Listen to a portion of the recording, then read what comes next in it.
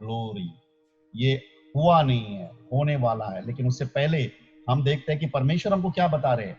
जब ये सारी चीजें होगी तो तुम ऊपर की तरफ देखना, lift up your heads because your redemption draw near. आपका इस धरती पर से छुटकारा बहुत नजदीक है, आपका ये पापमय शरीर से छुटकारा बहुत नजदीक है, आपका ये तंग और ये परेशानियों से भरा हुआ जिंदगी, उसका अंत बहुत नजदीक है। इसीलिए क्या करो, ऊपर के तरफ देखो।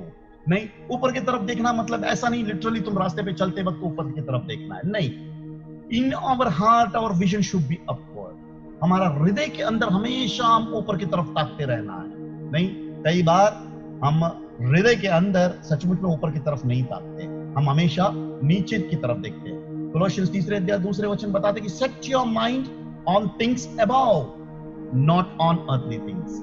धरती पर की बातों की तरफ तुम्हारा ध्यान नहीं होना है प्रियो, यह आखिरी समय है और इसीलिए हमारा ध्यान जो है हमेशा ऊपर की तरफ रहना है, मन के अंदर भी और हृदय के अंदर भी।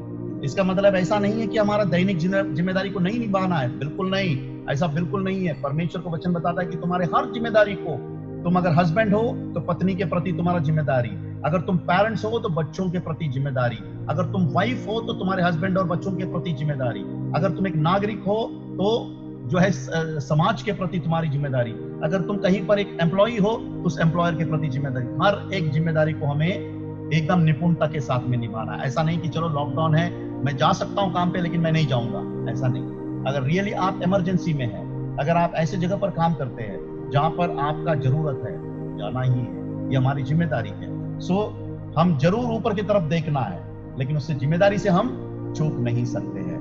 Don't be like a drunken man who always look down. He absolutely cannot look up. हम उस पियक्कड़ के समान नहीं होना है जो कभी ऊपर देख ही नहीं सकता, हमेशा नीचे देखता है। कैसे?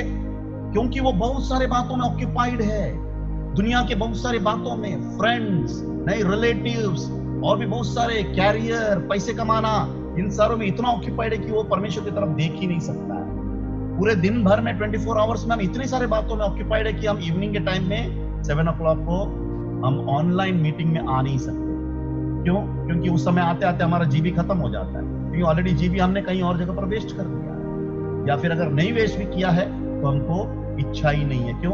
हमारा पूरा बोझ के तले हमारा ध्यान, हमारा मन, हमारा हृदय पूरा नीचे की तरफ झुका हुआ है। नहीं, सो हमें ध्यान रखना इस चीज के लिए।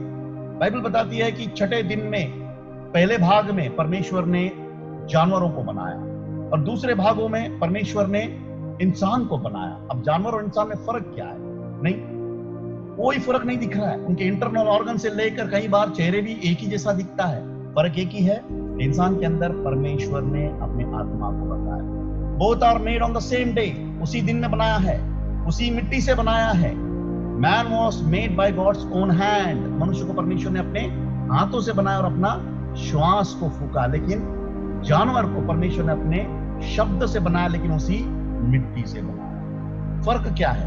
आज इंसान ऊपर देख सकता है बिकॉज परमेश्वर ने अपना श्वास फूका, जानवर ऊपर नहीं देख सकता। अब कोई भी जानवर को देखो, वो हमेशा नीचे की तरफ देखता है, ऊपर की तरफ देख नहीं सकता है। लेकिन इंसान ऊपर की तरफ देख सकता है क्योंकि परमेश्वर अपना श्वास को इंसान के अंदर फूका है। ऊपर की तरफ देखने का मतलब हम और एक बात को कह सकते हैं कि हमारा मसीहा बादलों में आएगा, तो हमारी आशा भी ऊपर की तरफ रहना है। नहीं, हम कभी भी एक्सपेक्ट नहीं करना है कि नहीं हम मर जाएंगे और उसके बाद हम बदल जाएंगे और उसके बाद उठा लिया जाएगा। नहीं, मैं कह रहा हूं कि हम जो जीवित है वो हमेशा ये सोच हमारे माइंड में रहना है कि मुझे मृत्यु को स्वाद को चखने को मिलेगा नहीं, मुझे प्रभु उठा लेकर जाएगा। वो भले मेरा उम्र 100 साल का क्यों ना हो, भले मेरा उम्र जो है पूरा बीमारी से मैं सड़ रहा हूं और शायद एक दिन बचा हुआ है उसकी जान जाने के लिए, लेकिन फिर भी वो यही सोचेगा मेरा प्रभु आ जाएगा और मुझे उठा लिया जाएगा। मैं इसे क्यों कह रहा हूं? क्योंकि ऐसा नहीं कि मेरा कोई लॉजिक इस बात को बोलने के लिए कह रही है, प्रभु का वचन बोलने के लिए हमको कह रही है। देखिए पहले थेस्सलोनियन 4 अध्याय 15 वचन में पौलुस क्या कहता है? For this we say to you by the word of the Lord that we who are alive. वो क्या कह रहे हैं? वो ऐसा नहीं कह रहे that those who are alive, ऐसा नहीं कह रहे। वो ऐसा नहीं कह रहे कि वो जो बचे हुए हैं वो जीवित उठा लिया जाएगा, वो ऐसा नहीं बोल रहे। वो बोल रहे हम जो जीवित है वो उठा लिया जाएगा। अगर पौलुस बता रहे कि हम जो जीवित है तो वो अपने जीवन काल के विषय में बात कर रहे हैं कि वो जब जीवित था, अगर प्रभु आते थे तो वो सबको उठा लिया जाते थे। आज हमको भी यही स्टेटमेंट कहना है। क्या कहना है? We who are alive and remain until the coming of the Lord. नहीं, हम जो जीवित है, 17 वचन में ऐसे लिखा है, we who are alive who are left will be caught up. हम जो बचे हुए हैं, हम जो जीवित है, प्रभु हमको उठा लेंगे। ऐसा नहीं लिखा है कि वो जो बचने वाले हैं, हम तो मरने वाले हैं, लेकिन जो बचने वाले हैं उनको उठा लिया जाएगा। ऐसा नहीं बोल रहे पौलुस। पौलुस बोल रहा है हम जो बचे हुए हैं उठा लिया जाएगा। सो कितना एक धन्य आशा है। देखिए, प्रभु का आगमन हमारे जीवन काल में है और परमेश्वर हमसे ये प्रोत्साहन करते हैं कि तुम्हारे जीवन काल में तुम्हारा उम्र 100 साल भी क्यों ना हो, लेकिन ये अपेक्षा, ये आशा हमेशा रखना कि प्रभु तुम्हारे जीवन काल में ही आएगा, और वो शायद आज, परहैप्स टुडे। नहीं, किसी ने बहुत सुंदर रीति से कहा, sky not the grave is our goal. हमारा जो लक्ष्य है वो कब्रिस्तान नहीं होना है, हमारा लक्ष्य हमेशा स्काई होना है। नहीं, बहुत सारे लोग कहेंगे अरे मैं तो मरने वाला हूं, मुझे तो मिट्टी दिया जाएगा। नहीं, हम इसके बारे में सोचना ही नहीं है। हम जैसे है वैसे परमेश्वर हमको बदल देंगे और आसमान में हमको उठा लिया जाएगा। Sky not the grave is our goal. So 2 Timothy 4 अध्याय 6 वचन में जब पौलुस अपनी जिंदगी का आखिरी पड़ाव में आ गया, तो हो सकता है हम में से कोई पूछे, अरे पौलुस तू तो बोल रहा था कि यार प्रभु आने से तक तू मरेगा नहीं। पौलुस क्या कहता है? For I am already being poured out like a drink offering and the time has come for my departure। यानी अगर परमेश्वर ने आपके जिंदगी में नियुक्ति दिया है कि ये समय में आप इस धरती को छोड़कर जाने वाले हो, तो परमेश्वर आपको और मुझको डेफिनेटली अपने आत्मा के जरिए से बताएगा कि तेरा समय हो चुका है, तेरा समय हो चुका। यहां पर पौलुस को बताया, I have fought the good fight। Question ये है, क्या तूने अच्छी लड़ाई लड़ी है? क्या तूने सचमुच में दौड़ को पूर्ण किया है? क्या तेरे इस दौड़ में तूने अपने विश्वास को स्थिर रखा है? क्या अभी भी तू कह रहा है कि नहीं मेरा विश्वास डगमगा रहा है? नहीं, ध्यान में रखना है, हमारा आखिरी समय इस धरती पर, वो भी परमेश्वर हमको पवित्र आत्मा के जरिए से बताएगा कि तेरा भाई ये टाइम है। लेकिन उससे पहले हम ये 3 चीज को ध्यान में रखना है। क्या मैंने अच्छी कुश्ती लड़ी है? क्या हमने अपने पड़ोस वाले से, हमारे चर्च के भाई बहनों से कुश्ती लड़ी है? नहीं। क्या हमने रेस को जीता है?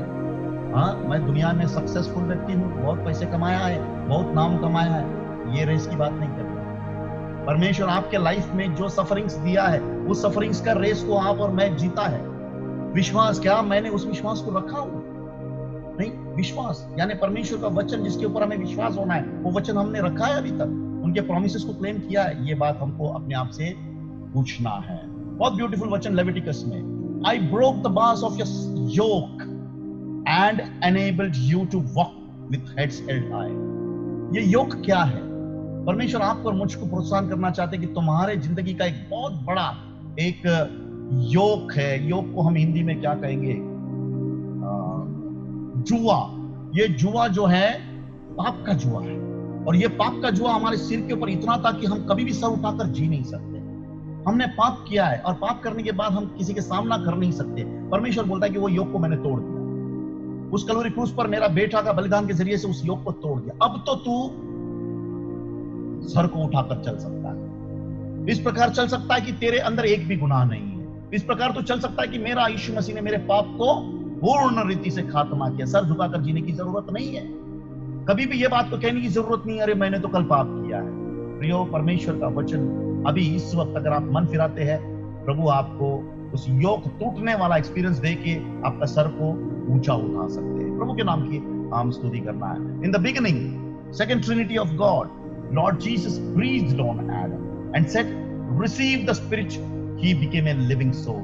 नहीं, अगर हम शुरुआत में देखेंगे त्रिनिटी, त्रिएक परमेश्वर में से द्वितीय परमेश्वर प्रभु यीशु मसीह ने आदम के नथनों में श्वास फूका और वो एक जीवता प्राणी बन गया। नहीं, एक इंसान को जीने के लिए जो स्पिरिट की जरूरत है वो फूका और वो जिंदा प्राणी हो गया और वो खड़ा हो गया, यानी उसको ऊपर की तरफ देखने के लिए परमेश्वर ने खड़ा किया।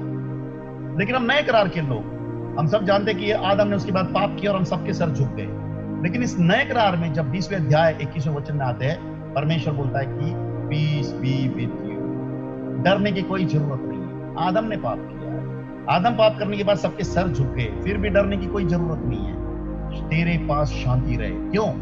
उसके बाद वचन बताता है कि प्रभु यीशु मसीह ने अपने चेलों को फूंका लिखा है, He breathed लिखा है। ये कौन से ब्रीथ की बात कर रहे हैं? ये उस ब्रीथ की बात करें जो पेंटिकॉस्टल के दिन में आने वाला है, कि परमेश्वर हमको पवित्र आत्मा हमारे अंदर दिया और फिर से एक बार हम सर उठाकर खड़े हो पाते हैं। भले हम सर झुकाए, लेकिन प्रभु यीशु मसीह को हम अपने हृदय के अंदर स्वीकार करते हैं। एफिशिएंस 1:13 के अनुसार परमेश्वर ने प्रतिज्ञा किया हुआ पवित्र आत्मा हमारे अंदर सील लग जाती है। परमेश्वर ने दोबारा फूंका।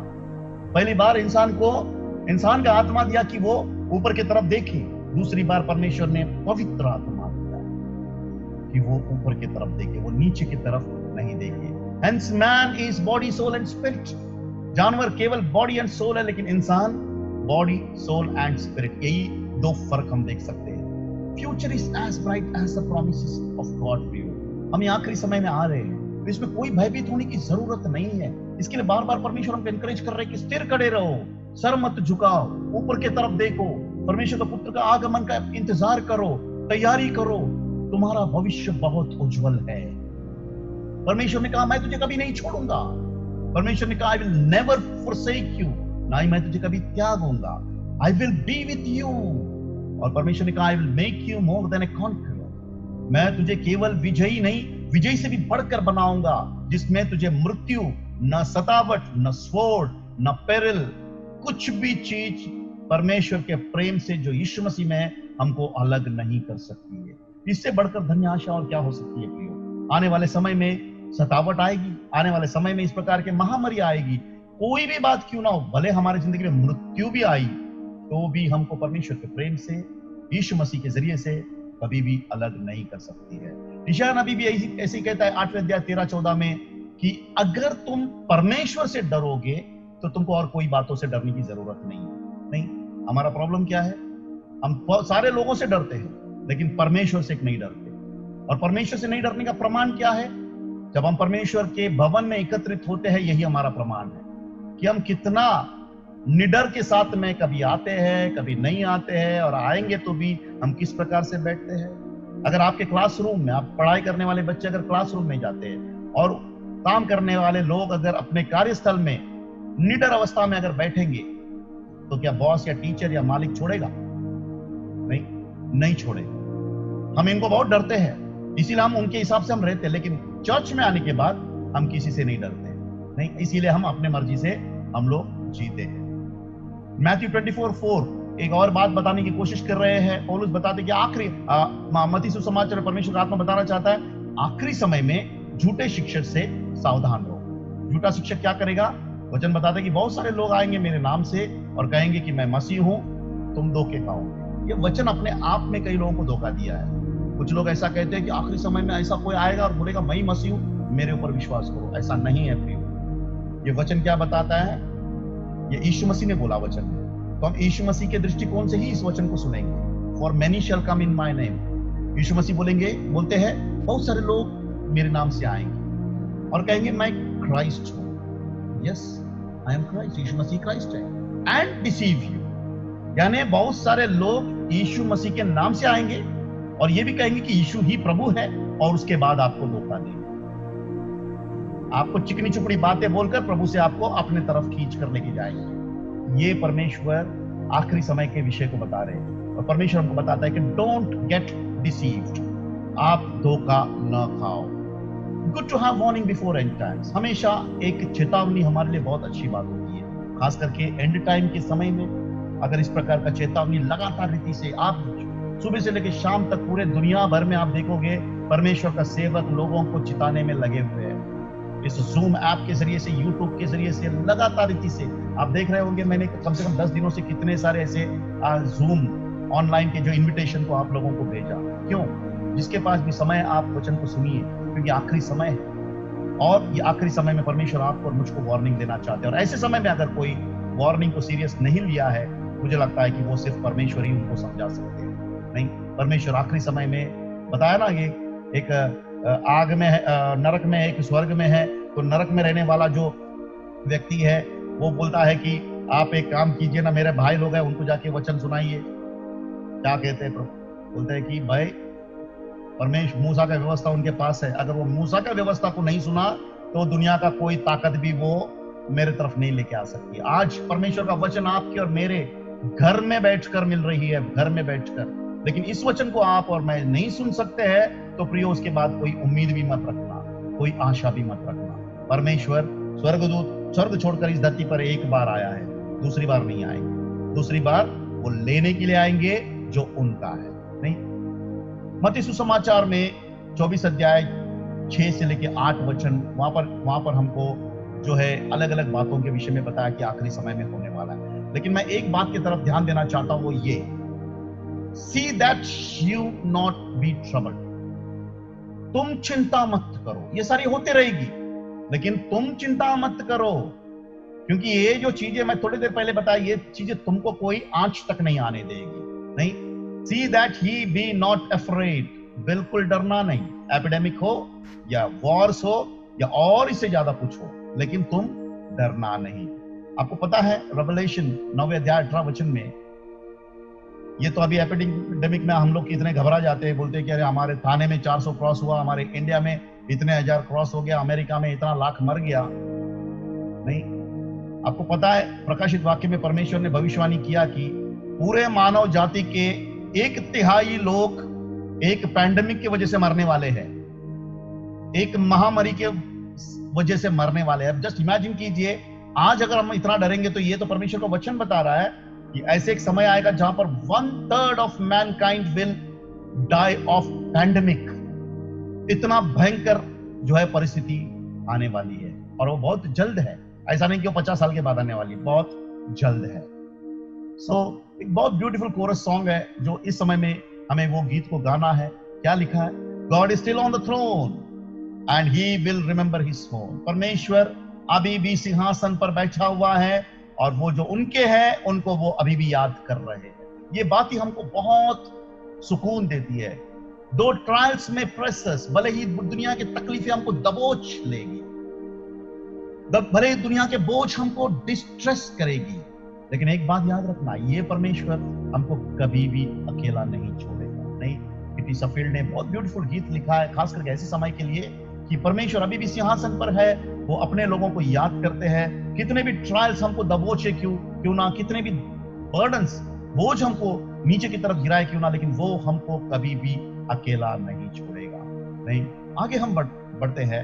वचन ऐसा बताता है कि मत्ती सुसमाचार में 24वें अध्याय उसके 8वें वचन में, but all these things are merely the beginning of birth pangs. प्रभु के आगमन का जो शुरुआत है, ये केवल एक शुरुआत है। और ये शुरुआत क्या है? एक बर्थ पैंग्स लिखा है, यानी एक मां को पूछ सकते हैं आप, जब बच्चे को जन्म देते वक्त क्या दर्द है। नहीं, वो बात और है। ये मां इतना दर्द को सहने के बाद, बच्चे को जन्म लेने के बाद, तुरंत उसके चेहरे में मुस्कुराहट आती है, तुरंत। उसी प्रकार का ये बर्थ पैंग है प्रियो। हमारे आने वाले उस ग्लोरियस समय से पहले ये पीड़ा है प्रियो। हर एक व्यक्ति को इस प्रकार का दर्द महसूस होगा, लेकिन डरना नहीं है हमको। इट्स मियरली अ बर्थ पैंग। क्या कहते हैं कि बिगिनिंग है, और लेकिन बिगिनिंग है तो थोड़ा सा कठिन होगा। मां एक सुंदर अपना बच्चे को देखना है तो उसको थोड़ा सा तकलीफ उठाना पड़ेगा। उस बच्चे को 9 महीने पेट के अंदर रखना पड़ेगा, और एक बहुत ही भयानक दर्द के साथ में उस पीड़ा से उस बच्चे को बाहर निकालना पड़ेगा। और उसके बाद उस मां का जो खुशी है, वो मां का जो सौभाग्य है, वो खुद महसूस कर सकती है कि God thank you so much कि आपने मुझे वो सौभाग्य दिया कि मैं बच्चे को जन्म दूं। नहीं, ये बच्चा जिसके अंदर मेरा लहू है, ये बच्चा जो मेरे साथ का, मेरे भाग का एक टुकड़ा है। नहीं, सो एक बहुत पैंग है। ये आखिरी समय में परमेश्वर हमारे लिए एक थोड़ा सा पीड़ा देंगे, लेकिन थोड़ा अपने हस्बैंड्स लोग हैं तो अपने वाइफ से पूछ सकते हैं, अगर बच्चे हैं तो अपने मम्मी से पूछ सकते हैं, ये पीड़ा कैसा है मम्मी आपको बताएंगे। ये पीड़ा बहुत दर्दनाक है, लेकिन बहुत स्वीट है। वैसा ही ये पीड़ा भी आखिरी समय में दर्दनाक बहुत जरूर है, लेकिन हम जब उस आशा को देखेंगे, उस ऊपर की तरफ देखेंगे, आने वाले होप को देखेंगे, तो ये बहुत मीठा है। मत्ती सुसमाचार 24 अध्याय उसके 9 से लेकर 11 वचन अगर आप पढ़ते हो, वहां पर देखो बहुत ब्यूटीफुल लिखा है। Then you will be handed over to be persecuted and put to death, and you will be hated by all nations because of me. At that time many will turn away from the faith and will betray and hate each other, and many false prophets will appear and deceive many people. ये क्या वचन बताता है कि आखिरी समय में बहुत सारे लोग मुझसे दूर हो जाएंगे। किस लिए दूर हो जाएंगे? इसलिए दूर नहीं हो जाएंगे कि ये यीशु मसीह को नहीं जानते हैं, वो तो वो लोग दूर होने ही वाले हैं, लेकिन इसलिए दूर हो जाएंगे, देखिए क्या लिखा है कि ये लोग मेरे विश्वास से मुकर जाएंगे, क्योंकि ये एक दूसरे से नफरत कर रहे हैं। ये इनके अंदर बहुत सारी झूठी शिक्षा उत्पन्न होगी और बहुत सारे लोगों को धोखा देगी। बिलीवर्स लोग परमेश्वर से दूर हो जाएंगे। कारण क्या है? गॉस्पल नहीं जानने का कारण नहीं है। ये सारे विश्वास करने वाले लोग हैं, उद्धार पाने वाले लोग हैं, लेकिन परमेश्वर से दूर क्यों जाएंगे पता है? ये एक दूसरे से नफरत करते हैं। नफरत क्यों होता है? नफरत जेलसी की वजह से होता है। जब दूसरे की उन्नति हमारे अंदर खटकता है, दूसरा को परमेश्वर अगर हमसे ज्यादा इस्तेमाल करता है, हमारे अंदर कुछ होता है, वो हमको उस भाई या उस बहन से नफरत करने के लिए उत्पन्न करती है। प्रियो, ये आखिरी समय है और आखिरी समय में ये सारे सिम्टम्स आपके और मेरे अंदर दिखाई पड़ेंगे। और आखिरी समय में झूठी शिक्षा जो यीशु मसीह के नाम से आकर आपको और मुझको उसी परमेश्वर के वचन को मरोड़ कर बताएंगे कि नहीं, कोई सीरियस नहीं है, चलेगा। परमेश्वर बताते हैं कि बहुत सारे लोग धोखा खाएंगे और बहुत सारे लोग मुझसे दूर हो जाएंगे। प्रियो, हमें जागरूक होने का समय है। This is and time. आप अपने आप से पूछिए, क्या आपके अंदर कभी जलसी उत्पन्न नहीं हो रहा है? क्या आपके साथ में जो काम करने वाला है या आपके साथ में पढ़ने वाला है या आपके मंडली में कोई है और उसको परमेश्वर ज्यादा इस्तेमाल कर रहे हैं या फिर उसको कोई तारीफ कर रहे हैं, क्या सचमुच में हमारे अंदर स्वर्गदूत का हार्ट है? प्रभु का स्तुति हो। अगर थोड़ा सा भी हलचल होता है तो मैं कहूंगा रिपेंट। परमेश्वर आपको भी इस्तेमाल करेंगे, परमेश्वर आपको भी अपने स्वभाव जैसे बनाएंगे। आखिरी समय है, हमको सावधानी रहना है। आप बिल्कुल निश्चित ऐसा मत रहिए कि सिर्फ जो सुसमाचार नहीं सुना वही परमेश्वर से दूर हो जाएंगे। नहीं, वचन बताता आखिरी समय में विश्वासी लोग भी झूठी शिक्षा के कारण दूर हो जाएंगे और एक दूसरे के साथ में नफरत करते हुए दूर हो जाएंगे। उसका कारण हम लोग आगे देखेंगे क्यों। As were the days of Noah, so will be the coming of Son of Man. नोआ के समय में भी जो था वही चीज परमेश्वर के आगमन के समय में होगा। नहीं, मैथ्यू 24 उसका 37 से 39 ऐसे बताते हैं कि नोआ के समय में क्या करते थे लोग खाते थे, पीते थे, शादी रचाते थे, नहीं सब कुछ करते थे। नहीं, अचानक बाढ़ आ गई और सबको ले गई। जेनेसिस 6 अध्याय 11 से 13 हम पढ़ेंगे कि नोआ के समय में क्या हुआ है। तो हमको ध्यान देना बहुत जरूरी है, अभी का समय और नोआ का समय सचमुच में आया है या नहीं आया है। मैंने लास्ट टाइम में बताया, परमेश्वर बताया कि मनुष्य का पुत्र का आगमन और नोआ का सेम है, तो हमको देखना पड़ेगा कि नोआ का समय में क्या हुआ था। अगर वही चीज आज हो रहा है तो हमको और ज्यादा सावधानी बरतनी चाहिए। वचन बताता है कि 11 वचन में, now the earth was corrupt in the site of God and the earth was filled with violence. पूरा धरती में नोआ के समय में वायलेंस से भरा हुआ था। वचन बताता है कि गॉड वाज सॉरी। नहीं, परमेश्वर क्या हो गया? परमेश्वर दुख हो गया। क्यों दुख हो गया? मनुष्य को बना के दुख हो गया। नहीं, the Lord observe the extent of human wickedness on the earth and he saw that everything they thought of imagined was consistently and totally evil. So the Lord was sorry he had ever made them and put them on the earth. परमेश्वर दुख हो गया, sorry बोल रहा है, अरे मैं इंसान को क्यों बनाया। प्रियो देखो, इस वर्ड को ध्यान में देना, God was sorry but he was not angry. नहीं, हम कभी कभार इस वर्ड शब्द को अलग लेते हैं। दुख जरूर हो सकते हैं लेकिन गुस्सा नहीं हो सकते। आपके बच्चे अगर आपका वचनों को, आपका आज्ञाओं को नहीं पालन करते हैं, राइट, आप चाहते हैं कि आपके बच्चे जो है बहुत ही सोबर रहे, बहुत ही जो है नैतिक रीति से बढ़े। आप चाहते हैं कि आपका बच्चों के जरिए से वजह से आपका नाम का ग्लोरी हो, ये बच्चे कभी भी गलत रास्ते पर न जाए।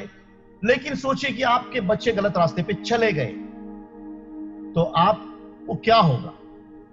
दुख होगा या क्रोध होगा?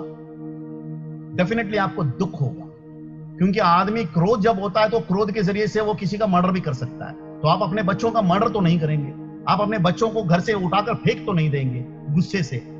दुख जरूर होंगे, आप एकांत में रोएंगे, आपके बच्चे आपकी बातों को नहीं मानते हैं, रोएंगे। उसी प्रकार से परमेश्वर अगर क्रोधित होता तो उसी समय में पूर्ण दुनिया को नाश करता, नोआ और उसके परिवार को नहीं रखता, और ना ही वो पूरे दुनिया को 120 साल का मौका देता कि रिपेंट हो जाए। परमेश्वर क्रोधित नहीं थे, परमेश्वर दुखित थे। नहीं, उनके बच्चे वायलेंस करते हैं। नहीं, सबसे पहला नोआ के समय का गलती क्या था? वायलेंस। वायलेंस यानी क्या? वायलेंस यानी आज अगर आप अखबार खोलोगे वहां पर देखोगे कि लड़ाई हो रही है, एक दूसरे से इंसानों से नफरत हो रहा है। जानवरों से प्यार करते हैं लेकिन इंसानों से नफरत हो रहा है। पड़ोसी पड़ोसी से नफरत कर रहा है, राज्य राज्य से नफरत कर रहा है, एक परिवार के अंदर भाई से नफरत हो रहा है, माता पिता से नफरत हो रहा है, चर्च के अंदर ब्रदर से नफरत कर रहा है, नहीं, कलीसिया एल्डर से नफरत कर रहा है। ये क्या है? It is called violence. उनके दिल के हिसाब से अगर सामने वाला नहीं है तो उनसे वो नफरत, उनको जो प्रसन्न करने वाला है तो वो उनके लिए भगवान। इसको कहते हैं वायलेंस। अपने आप से टेस्ट कीजिए, क्या ऐसा आपके मन में होता है? क्या आप उनसे प्रेम कर पाते हैं जो आपको डांटते हैं? क्या उनसे प्रेम कर पाते हैं जो आपका इच्छा के विरोध में कुछ बोलते हैं? भाई आप ऐसा नहीं करना है, वैसे करना है। प्रेम कर पाएंगे आप? नहीं कर पाएंगे। इसी को वो वायलेंस बोलते हैं। आखिरी समय में हम जी रहे हैं, आखिरी समय में जहां पर जेलसी, एंगर, नहीं, ये सारे चीज इसका भाई बहन है, वायलेंस का भाई बहन है। नहीं, गुस्सा, भाई को नफरत करना, भाई को नीचे गिराना, भाई के बारे में दूसरी जगह पर गलत बोलना, मन के अंदर गलत सोचना, ये सब चीज वायलेंस है। और नोआ के समय में यही था। और मुझे लगता है कि इस आज के समय में इस चीज को अलग से कुछ एग्जाम्पल देने की जरूरत भी नहीं। अपने अंदर ही झांक कर देख लेंगे रियली मेरे अंदर वायलेंस है क्या? मेरा मम्मी डैडी अगर मुझे कुछ बोलता है तो मुझे अच्छा लगता है या नहीं अच्छा लगता है? मेरा चर्च का एल्डर अगर मुझे कुछ बोलता है तो मुझे अच्छा लगता है या नहीं अच्छा लगता है? मेरा ऑफिस में मेरा बॉस अगर मुझे कुछ बोलता है अच्छा लगता है या नहीं अच्छा लगता है? आप पहचान सकते हैं इस समय कि क्या आप नोआ के समय में रहते हैं? वायलेंस आपके और मेरे अंदर है, डेफिनेटली है। दूसरा प्रॉब्लम नोआ के समय में यह था कि देखिए वहां पर 1 और 2 में ऐसा बताते कि then the people began to multiply on the earth and daughters were born to them. The sons of God saw the beautiful woman and took any they wanted as their wives. ये बहुत complicated subject है। परमेश्वर का बच्चे वो आए और सुंदर सुंदर स्त्रियों को उठा लेकर अपने लिए पत्नी बनाई। ये क्या है? नहीं, कई बार एक क्वेश्चन मार्क आता है कि ये क्या है। पिछले हफ्ता में ही मेरा वाइफ मेरे से पूछा कि भाई ये क्या है, तो मैंने बोला कि संडे तक वेट करो, संडे के बाद ही परमेश्वर का आत्मा अगर आपको क्लैरिफिकेशन करता है तो प्रभु को स्तुति करो। सन्स ऑफ गॉड कौन है? याद रखना, sons of God always Bible में डायरेक्ट क्रिएशन ऑफ गॉड बताया है। परमेश्वर ने जो सृष्टि किया है उसको परमेश्वर अपना बेटा बताया है। नहीं, इस सन्स ऑफ गॉड में अगर धरती पर कहे तो केवल एक आता है, वो आदम है, नहीं, जिसको परमेश्वर ने डायरेक्ट बनाया। उसके बाद जितने भी है वो सन्स ऑफ गॉड नहीं है। Adam is called the son of God as God created him. नहीं, Seth the son of Adam, अगर लूका रचित सुसमाचार उसके एकदम आखिरी वचन में आप पढ़ सकते हो, Seth the son of Adam, the son of God. नहीं, सेठ को उन्होंने बराबर आदम का बेटा बनाया, लेकिन आदम को उन्होंने परमेश्वर का बेटा करके बताया। अब क्वेश्चन क्या आता है कि जॉब भी इस विषय में क्लैरिफाई करता है। अय्यूब के पुस्तक में अगर 38 अध्याय उसके 4 और 7 में पढ़ोगे, वहां पर लिखा है कि where were thou when I laid the foundation of the earth and all the sons of God, कौन है वो? Angels shouted for joy. यानी सन्स ऑफ गॉड कौन है? ये इंसान नहीं है। पहला आदम था इंसान और उसके बाद ये स्वर्गदूत है। या अब दूसरा, ये स्वर्गदूत क्या शादी कर सकती है? क्या ये लोग क्या शारीरिक रिश्ता कर सकते हैं? नहीं कर सकते हैं। हम अगर मत्ती सुसमाचार में उनके चेले की ऐसी समस्याएं थी, वो आकर पूछे कि अगर एक भाई है उसका, वो शादी करता है और वो भाई मरता है तो क्या करना है? दूसरे से शादी करना है। दूसरा भी मरता है तो क्या करना है? तीसरे से करना है। तीसरे से भी मरता है तो क्या करना है? तो यानी उनका पूछने का मतलब यह है कि अगर ये स्वर्ग में जाएंगे तो क्या इनका वापस पत्नी बनेगा क्या? वचन बताता है for in the resurrection they neither marry nor are given in marriage. तो ये बात भी क्लियर है कि स्वर्गदूत शादियां वगैरह नहीं करते हैं, ना ही शारीरिक रिश्ता करते हैं। लेकिन एक चीज हम देख सकते हैं कि एंजल्स कैन लस्ट और डू इविल। ये जो स्वर्गदूत है ये लालसाएं रख सकते हैं और बुरे काम कर सकते हैं, नहीं जैसा लूसीफर ने किया, लालसाएं रखा, बुरा काम किया, उठा के नीचे फेंका, नीचे आया तो 3/4 लोगों को लेकर आया। यहां पर ये उदाहरण है ये गन्नेसरेत का मरकुस सुसमाचार में, जहां पर एक दुष्टात्मा ग्रस्त व्यक्ति, ये दुष्टात्मा क्या है? ये वही दुष्ट स्वर्गदूत है, ये वही परमेश्वर का सन्स ऑफ गॉड है जो ईविल है। वो क्या करता है? वो लालसा रखता है कि इंसानों के जरिए से जाकर वो बुरे काम को करे। यहां पर उसने इसके अंदर जाकर बुरे कर्म करना, 2000 ऐसे ईविल एंजल्स लोग इसके अंदर घुसे और गलत काम किए। यीशु मसीह उसको निकाल दिया। विच मीन्स ये स्वर्गदूत या फिर ये परमेश्वर के पुत्र इंसान को पोजेस जरूर कर सकते हैं, और पोजेस करने के बाद ये लोग बुरे काम जरूर कर सकते हैं। यानी उस समय में क्या होता था? ये स्वर्गदूत पुरुषों के अंदर पोजेस करते हुए सुंदर सुंदर स्त्री, अननेचुरल सेक्स, नहीं अस्वाभाविक शारीरिक रिश्ताओं को करते हुए परमेश्वर को दुख दिया। My spirit will not strive with these people, वचन बताता है। परमेश्वर बोलता है कि ऐसे अस्वाभाविक शारीरिक रिश्ते को रखने वाले लोगों के साथ में मेरा आत्मा हमेशा वाद विवाद करता नहीं रहेगा। उन समयों में स्वाभाविक रिश्ता होती थी। ये जो दूत थे ईविल, ये इंसानों के अंदर आते हुए जो सुंदर सुंदर स्त्रियां थी उनके साथ में जाके रिश्ते बनाते थे। कई बार ये दूत स्त्रियों के अंदर जाके स्त्रियों के साथ रिश्ता बनाती थी, कई बार ये पुरुषों के अंदर जाकर पुरुषों से रिश्ता बनाती थी।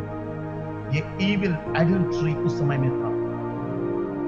अब आज हम लोग अपने आप से पूछेंगे, क्या हम नोआ के समय में हैं या नहीं? एविडेंस इज पोर्नोग्राफी, ये हमारे लिए प्रमाण है।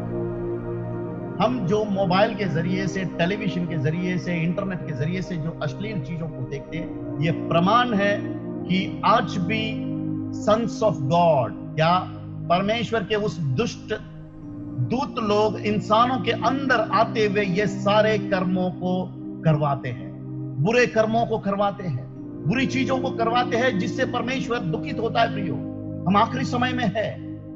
यहां पर एक शादी हुआ है, एक पति और पत्नी है। इस ईविल जो है स्वर्गदूत आता है, पोसेस करता है, या तो पत्नी के अंदर पोसेस करता है, पति होते हुए दूसरे पुरुष के साथ में वो अलग संबंध बनाता है। कई जगह पर पुरुष के अंदर आता है और गलत स्त्रियों के साथ में संबंध बनाता है। कई जवान बच्चों के अंदर ये स्पिरिट आता है और ये सारे अश्लील बातों को देखने के लिए मजबूर करता है। कहीं ऐसा स्पिरिट आता है शादी से पहले, शादी के बाद ये रिश्ता बहुत ब्यूटीफुल रिश्ता बताया है प्रियो, हस्बैंड एंड वाइफ, ये मैरिज में बहुत ब्यूटीफुल रिश्ता है। इसके अंदर शारीरिक रिश्ता भी बहुत ब्यूटीफुल है। लेकिन कई बार ये ईविल स्पिरिट या परमेश्वर के पुत्र ये स्त्री के अंदर या पुरुष के अंदर आकर विवाह से पहले ही इस रिश्ते को करवाता है। आप बताइए, क्या हम नोआ के समय में है या नहीं? 101% हम नोआ के समय में है। अब क्वेश्चन है कि हम इन सारे बुरे कर्मों को कैसे अवॉइड करें।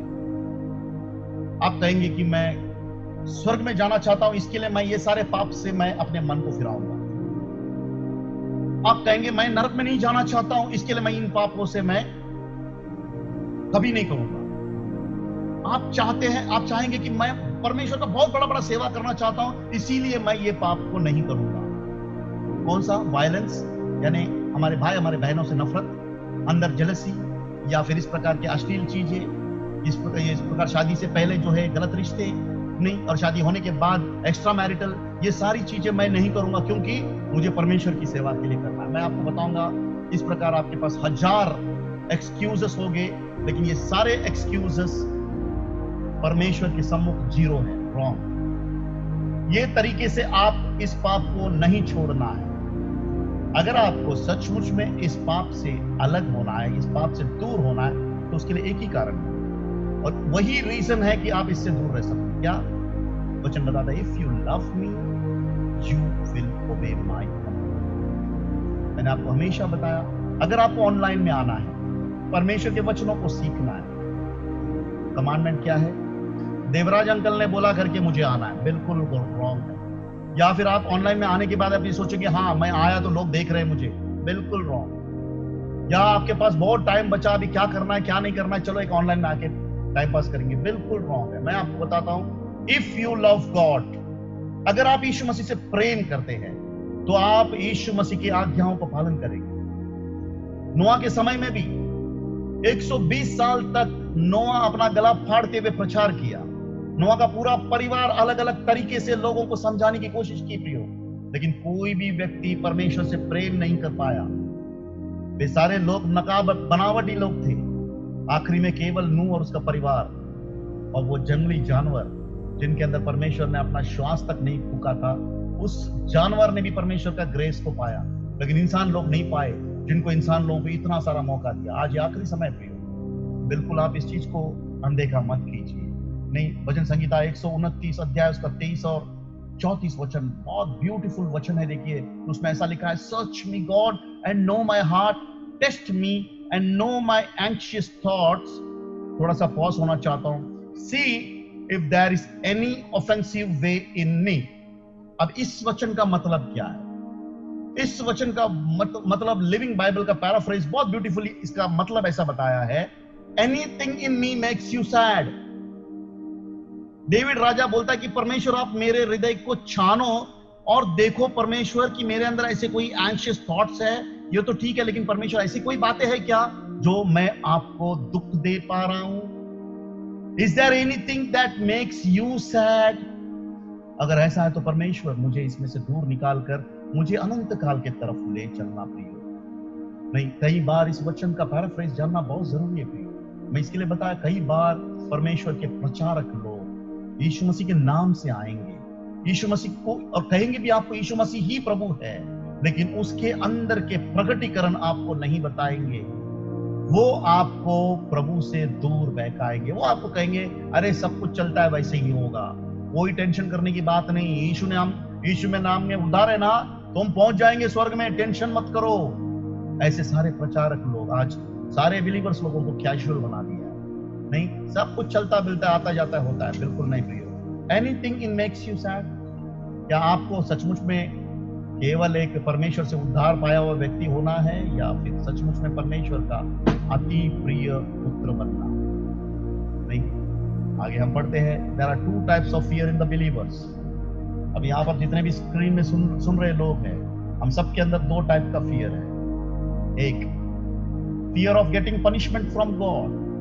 If people are good only because they fear punishment and hope for reward, then we are a sorry lot indeed. Albert Einstein कहते हैं, अगर आप में से ऐसे लोग हैं जो केवल भले और अच्छे इसलिए है क्योंकि आपको परमेश्वर देने वाला दंड के वजह से आप भले हैं, आप गलत काम इसलिए खाली नहीं कर रहे क्योंकि आपको डर है कहीं परमेश्वर आपको दंड दे, तो कह रहे हैं कि और ऊपर से आप ये भी उम्मीद कर रहे हैं कि मुझे कुछ रिवॉर्ड मिलेगा, मैं अगर परमेश्वर की सेवा करूंगा, एक गिलास पानी भी दिया तो मुझे रिवॉर्ड मिलेगा। ये थॉट के साथ में अगर आप अच्छा काम कर रहे हैं तो अल्बर्ट आइंस्टाइन कहते हैं कि सॉरी, ये गलत तरीका है। ना ही आप पाप के पनिशमेंट, परमेश्वर आपको दंड देंगे इस डर से आप पाप से दूर रहना, और ना ही आप जो है इस रिवॉर्ड की परमेश्वर मुझे रिवॉर्ड देंगे इससे दूर रहेंगे। तो अगर ये सोच विचार है और इस विचार से आप डरते हैं तो ये गलत तरीके का डर है।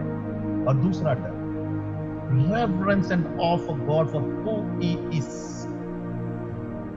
वो कौन है? डर क्यों होना है?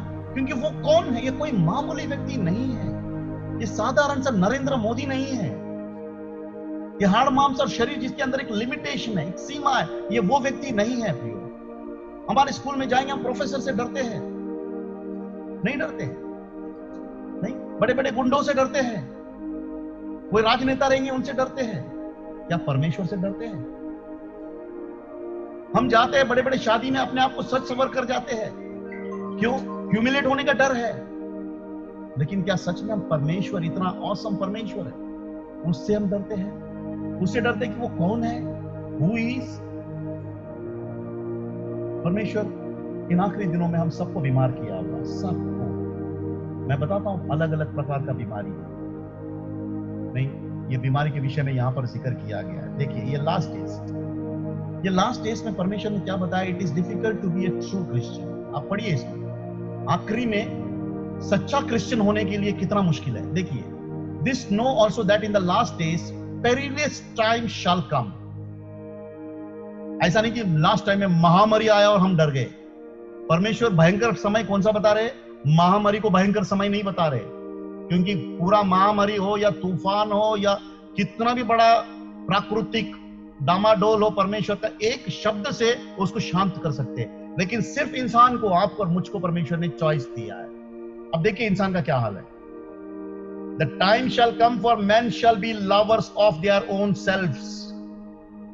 क्या ये समय आ चुका है कि हम खुद से ज्यादा प्रेम करते हैं? अगर कोई भाई हमको सामने से, कोई बहन हमको सामने से इंसल्ट करता है तो हमारा ईगो को टच होता है। वो समय आ चुका है नहीं? क्या हम सचमुच में दूसरे की तरक्की के ऊपर हमारे अंदर कुछ तकलीफ होती है? वो समय आ चुका है। क्या हम एक चर्च, परमेश्वर का देह जो एक मनसा होना है, जहां पर चर्च के उन्नति के लिए होना है, वहां पर भी हम मन के अंदर भेद और भाव रखते हैं? तो वो समय आ चुका है। वचन बताता है कोविचस, लालच। लालच केवल धन संपत्ति का नहीं, लालच प्राइड, हॉनर का, आदर का लालच। लालच मुझे लोग पूछना चाहिए। पिछले दिनों में भाई ने बहुत ब्यूटीफुली इंटरनेट आज के विषय में हमको बताया, सोशल नेटवर्किंग के विषय में बताया। लालच बन चुका है, एक पोस्ट डालेंगे और देखेंगे कि कितने लोग लाइक करते हैं। लालच बन चुका है कि लोग मुझे कितने लोग विश करते हैं। ये लालच बन चुका है। वेरी ऑनेस्टली बताता हूं, ये आखिरी समय में जी रहे, अपने आप से पूछ लीजिए, ये लालच नहीं बना? अगर आपका जन्मदिन और आपका एनिवर्सरी हो और अगर किसी ने विश नहीं किया तो आपको दुख होता है? ये लालच बन चुका है। नहीं, आप आखिरी समय में रह रहे हैं। बोस्टर्स, घमंड, मैं कुछ हूं, मैं ये परिवार से हूं, मैं ऐसे हूं, मैं वैसा हूं, मैं चर्च के लिए ये कर रहा हूं, मैं इतना तकलीफ उठा रहा हूं चर्च के लिए, ये सब घमंड है। नहीं, प्राउड नहीं, बोस्टर्स, जो नहीं होता वो चीज को बड़ा ही मारना, proud, blasphemous, disobedient to parents. बताइए आज कितना ऐसा आज्ञाकारी बच्चा है जो माँ बोलता है बैठ और बैठता है, बाप बोलता है उठ तो उठता है। बहुत कम मिलेगा आपको, क्योंकि हम आखिरी दिनों में रहते हैं। अनथैंकफुल, लोगों ने आपके जीवन में कितना भी आपको हेल्प किया हुआ हो, लेकिन वो कृतज्ञ आपके हृदय में नहीं रहेगा। आप कभी भी उसको मुड़कर थैंक यू नहीं बोलेंगे। आप उन लोगों के आसपास घूमेंगे जो आपके लाइफ में कुछ भी नहीं किया है, लेकिन उसको आप सर के ऊपर बिठाएंगे, लेकिन उनको भूल जाएंगे आप, जो आपके लाइफ में सचमुच में बहुत ही आशीष का काम किया है। अनथैंकफुल, ये सारा चीज आज हमारे अंदर है। नहीं, अनहोली, अपवित्रता आज भर चुकी है। बाहर नहीं, केवल मंडली के अंदर भी भर चुकी है। Without natural affection. Without natural affection का मतलब क्या है? नेचुरल अफेक्शन, एक माँ अपना बच्चे से नेचुरली अफेक्ट करता है जब पैदा होता है, लेकिन जैसा जैसा ये माँ बढ़ता है, बच्चा भी बढ़ता है, अब नेचुरल अफेक्शन नहीं रहता, ये केवल एक नकाब रहता है। माँ डरती है, मेरा बुढ़ापे में मेरा बेटा मेरे को सहारा करेगा कि नहीं करेगा, इसके लिए जाके बेटे के साथ में थोड़ा अच्छे से रहती है। बेटा भी डरता है कि अरे यार मेरे को लास्ट मोमेंट तक सपोर्ट मिलेगा कि नहीं मिलेगा, इसके लिए अच्छा से रहता है। बहुत सारे परिवारों में हमने देखा इस प्रकार से कि अब वो नेचुरल अफेक्शन नहीं बन गया है, वो केवल एक नकाब के जैसा जीवन बन गया है। एक घर के अंदर दो लोग रहते हैं लेकिन नेचुरली प्रेम नहीं करते। प्रियो, नेचुरली वो हस्बैंड वाइफ भी क्यों ना हो, एक घर के अंदर रहेंगे लेकिन रियलिटी में एक दूसरे से प्यार नहीं करेंगे। नहीं, ऐसा समय आ चुका है। नहीं, विदाउट नेचुरल अफेक्शन, ट्रू स्पैरर, फॉल्स एक्यूजर, झूठे दोष देने वाला आज कहां पर पाया जाता है? बिलीवर्स लोगों के अंदर पाया जाता है। बिलीवर्स लोगों के अंदर झूठा दोष देने वाला, incontinent, fierce, despiser of those that good. उन लोग जो भले काम करते हैं उनको तुच्छ मानने वाले, ये कहां पर मिलेंगे? ये मंडली के अंदर मिलेंगे।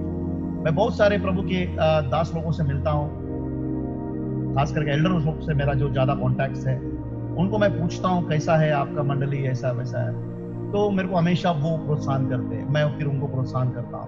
भाई, एल्डर लोगों का काम इवेंजलिस्ट लोगों का जैसा नहीं है। नहीं, तुम कितना भी भला करते रहो, लोग तुमको एक मुड़कर थैंक यू नहीं बोलेंगे। यू नोटिस, तुम कितना भी परमेश्वर के सम्मुख घुटना टेकते हुए परमेश्वर से वचन को ले लो और तुम प्रचार करो, और कितना भी माइटी प्रचार करो, लेकिन लोग तुमको एक थैंक यू का मैसेज नहीं देंगे। लेकिन एक इवेंजलिस्ट, वो भले अपना जिंदगी पाप में बिताता होगा, लेकिन वो अगर आपके मंडली में आके एक संदेशा दिया ना, लोग तुरंत जाके उसको बोले, अरे ब्रदर क्या मैसेज दिया पता है क्या, और तुरंत उससे फोन नंबर लेंगे, उसकी ईमेल आईडी देंगे, ये आखिरी समय है, ये आखिरी समय है कि तुम भला काम करो, लोग उसको अप्रिशिएट नहीं करेंगे।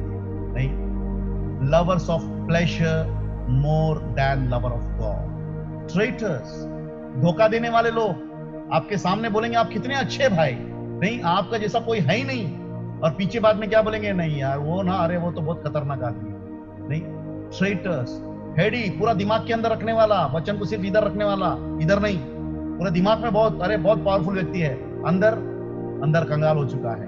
नहीं, lovers of pleasures more than lovers of God. परमेश्वर से प्रेम कम करेगा, लेकिन दुनिया से प्रेम बहुत ज्यादा करेगा। दुनिया की बातों की तरफ आप जस्ट लोगों के सामने चर्च में इनविटेशन देंगे, प्रियो कल एक प्रेयर मीटिंग है, आप आ जाओ। हाँ, कल क्या है, प्रेयर मीटिंग है, आ जाओ मंडली में, आप जरा गिनती करना। और उसके बाद हम और एक हफ्ते में रखेंगे, प्रियो हम एक जैमिंग करेंगे, आ जाओ, जहां पर थोड़ा सा एंटरटेनमेंट होगा, जहां पर थोड़ा स्किट होगा, थोड़ा खाना पीना होगा, उसके बाद देख लीजिए क्या होगा। So people have become more lover of pleasures than the lover of God, having a form of godliness. दिखाने में तो दिखाते हैं कि मैं बहुत भक्ति वाला व्यक्ति हूं, but denying the power thereof from such turner. आखिरी समय में किस चीज का डरना है? परमेश्वर बताता है आखिरी समय में इन लोगों का डरना है। ये सब लोग अपने आप को विश्वासी कहते हैं, इन लोगों का महामारी का डर नहीं है। परमेश्वर की चिंता, ऊपर से बैठकर परमेश्वर महामारी की चिंता नहीं कर रहे, परमेश्वर चिंता और आपको और मुझको कर रहे हैं कि आखिरी समय में क्या हो रहा है। क्या परमेश्वर सच में दुखित है आपको और मुझको देखते हुए? नहीं। Love of Christ is the source of healing. बहुत सारे लोग बीमार पड़े हुए, बहुत सारे लोग। बीमारी के ऊपर याद आती है, आपको पता है बीमार किस प्रकार से होती है? नहीं, मैं आपको कहूंगा, बीमारी जो है, परमेश्वर इंसान को बीमार नहीं किया है। परमेश्वर बिल्कुल इंसान को बीमार नहीं किया। बीमार होती है पाप से। वो आपको मैं क्यों बता रहा हूं? अगर आप उत्पत्ति के 3 अध्याय में जाओगे, वहां पर ऐसा लिखा है कि सारे बिलीवर लोग भी आज अगर बीमार है तो उस पाप की वजह से। आज अगर मुझे डायबिटीज है, नहीं, यहां पर किसी को प्रेशर है या किसी को और कुछ है, नहीं, इसका कारण क्या है? Because of sin. परमेश्वर ने 3 अध्याय उत्पत्ति के में ऐसे बताया कि जब इंसान ने पाप किया तो उन्होंने उस धरती को कोसा, लिखा, धरती को, इंसान को नहीं। और उस धरती को कोसने की वजह से हम 4 अध्याय में जब आएंगे तो वहां पर आदम का बेटा कैन के बारे में हम पढ़ते हैं, जहां पर परमेश्वर कैन से पूछते, 4 अध्याय 11 वचन में है ये बात।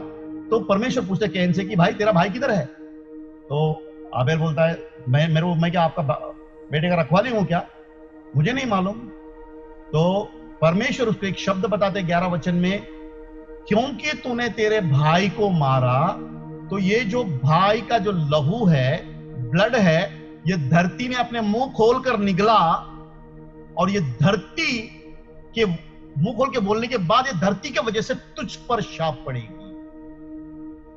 आदम को क्या बोला? तू मिट्टी है, मिट्टी में मिल जाएगा, क्योंकि उस समय में शाप किसको दिया? कर्स धरती को दिया। लेकिन कैन के टाइम पे क्या हो गया? कर्स धरती को नहीं दिया, कैन को खुद को कर्स किया। क्योंकि वजह कौन था? धरती इस बात को बोल रही है, घोषणा कर रही है। आज ये धरती शापित हुआ है। आज जो भी गुनाह होता है ये धरती मुंह खोल कर उगलती है। मैं हमेशा इस बात को कहता हूं कि 3 अध्याय का पाप और 4 अध्याय का पाप, आज 3 अध्याय का पाप हमारे मंडली में शायद कोई नहीं करता होगा, शायद कोई नहीं करता होगा। हमारे मंडली में कोई भी शराबी नहीं होगा, हमारे मंडली में कोई भी सिगरेट पीने वाले लोग नहीं होंगे, हमारे मंडली में कोई बैंक लुटेरे नहीं होंगे, हमारे मंडली में कोई रेपिस्ट नहीं होंगे। यह आदम वाला पाप है, परमेश्वर आदम को बख्श दिया। लेकिन हमारे मंडली में शायद 4 अध्याय वाला पाप करने वाले बहुत लोग रहेंगे, अपने भाई को मारने वाले, अपने बहन को मारने वाले, अपने भाई को पीठ के पीछे तुच्छ बोलने वाले, अपने माता पिता को अनादर करने वाले।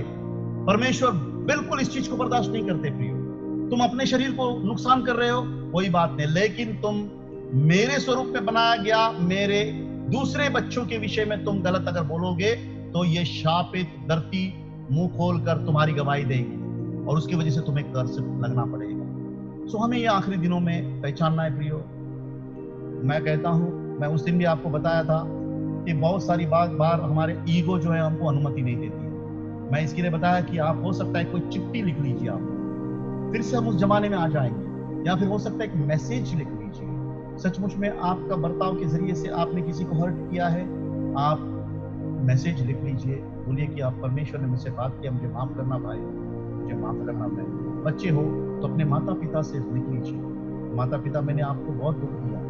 नहीं, आप उनके गलतियों को मत लिखिए, आप अपना दुख, अपना गलती, परमेश्वर जो आपके हृदय को प्रिक किया है तो आप माफी मांग लीजिए। वाइफ्स को मैं बताता हूं, अगर आपका हृदय में परमेश्वर बात किया तो अपना हस्बैंड वो क्या कर रहा है क्या नहीं कर रहा है उसके बारे में मत सोचिए, आप उनको लिख लीजिए। डायरेक्ट बोलने को नहीं होता है, लिख लीजिए, मैसेज लिख लीजिए। हस्बैंड्स, अगर आपको सचमुच में परमेश्वर आज जो है वचन में बताता है कि वो यीशु मसीह चर्च से ऐसा प्यार किया कि अपने आप को दे दिया, अगर परमेश्वर का आत्मा हमसे बात करता है तो हम भी नम्र और दीन होते हुए अपने वाइफ से माफी मांग सकते हैं। चर्च, अगर जानकर या अनजाने में कभी भी कहीं भी अपने एल्डर्स को आपने गलत बोला है, अपने एल्डर्स लोगों को दुख दिया है, एल्डर्स को जानबूझकर नीचे गिराया है, तो आप चर्च के एल्डर्स लोगों को भी इस प्रकार लिख सकते हैं। नाम नहीं लिखेंगे तो भी चलेगा, जस्ट एक लेटर लिख सकते हैं। ये एक बहुत अच्छा है हमारे कॉन्शियस को क्लियर करने के लिए। मैं आपको बताऊंगा, बहुत बार हम ऐसी चीज कर दिए हैं, आप मना नहीं करना इस चीज को, इस हर चीज को परमेश्वर के सामने अकाउंटेबिलिटी होना है। परमेश्वर हमको बताता है कि ऊपर और बाजू में ये सही समान होना है। तो आखिरी समय में रहते प्रियो, परमेश्वर हमको लगातार किसी संदेशा दे रहे हैं। नहीं, आखिरी समय में, नूह का समय में दो बड़ा प्रॉब्लम था, एक वो वायलेंट थे, दूसरा वे लोग व्यभिचारी थे। और ये दोनों चीज आज है, हम भी वायलेंट हैं और हम भी व्यभिचारी हैं, और प्रभु का आगमन बहुत नजदीक है। नहीं, परमेश्वर हमको डरना नहीं बताया, हमको बताया कि स्ट्रेट खड़े रहो, तुम्हारा पाप का जुआ तोड़ दिया मैंने, तुम ऊपर की तरफ देखो और आने वाले उस परमेश्वर के पुत्र की तरफ आशा रखते हुए परमेश्वर को हमेशा जो है इस समय, ये समय में परमेश्वर के ज्योति को फैलाने के विषय में सोचते रहो। मैक्सिमम टाइम चर्च आपस में मिलते रहो। ये बताया बच्चों ने, हम लोग एवरीडे इसलिए नहीं मिल रहे कि हमको कोई काम धंधा नहीं है। प्रियो, आपको मैं बताऊंगा, गिरी भाई भी काम करते हैं, मैं भी काम करता हूँ, और वो भी हम लोग बहुत डेंजरस जगह पे काम करते हैं, और उसके बावजूद हम लोग एवरी डे शाम को एक साथ मिलने का इच्छुक रखते हैं। एक भाई अभी मैंने देखा, वो बेचारा ड्यूटी में ही है, वहां पर ड्यूटी में रहते हुए भी वो परमेश्वर को खोजने का चाहत रख रहा है, और वहां पर मोबाइल सामने रखा है। हम में से कई ऐसे लोग हैं जो घर में बैठे हुए हैं, लेकिन हम बहुत सारी चीजें करते हैं, लेकिन ऑनलाइन में आने का, खास करके मंडली में ऑनलाइन में आने का विषय में हम नहीं सोचते। प्रियो, ये आखिरी समय है, समझ के लेना। ऐसा मत सोचना कि ये चर्च में जैसा करते वैसा हम करेंगे।